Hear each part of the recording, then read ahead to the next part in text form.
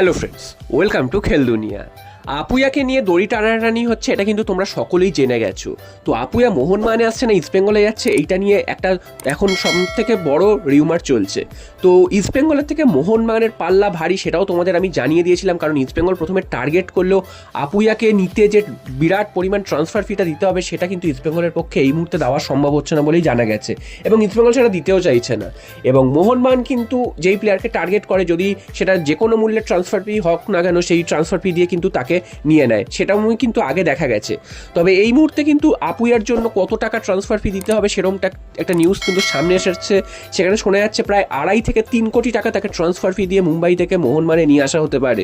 তো এখনও কোনো কিছুই যে পুরোপুরি কনফার্ম হয়ে গেছে বা ফাইনালাইজড হয়ে গেছে তেমনটা কিন্তু নয়। তোমাদের বারবার জানাচ্ছি যে এখনও কিন্তু কোনো কিছুই ফাইনালাইজড হয়নি। হ্যাঁ, তবে মোহনবাগানের সাথে অ্যাডভান্স স্টেজে কথা চলছে, যখন তখন সই হয়ে যেতে পারে, এবং যদি সই হয়ে যায় সেটা কিন্তু অফিসিয়াল কনফার্মেশন আসবে আগামী মাসে ট্রান্সফার উইন্ডো খুললে।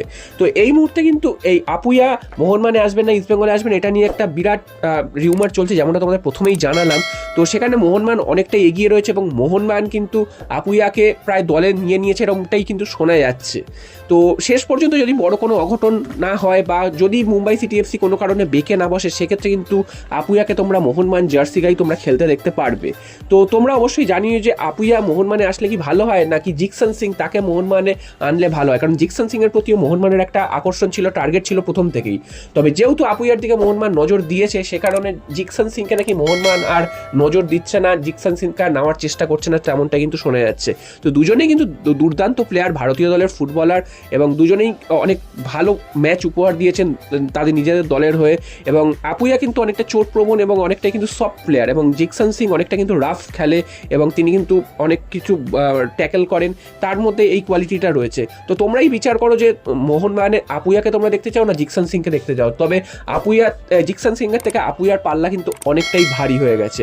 আর আরও একটা খবর জানিয়ে দিই, তোমাদের গতকালই জানিয়েছিলাম যে জেমি ম্যাকলারেনকে অফিসিয়ালি বিদায় জানিয়ে দিয়েছে মেলবোর্ন সিটি এফসি।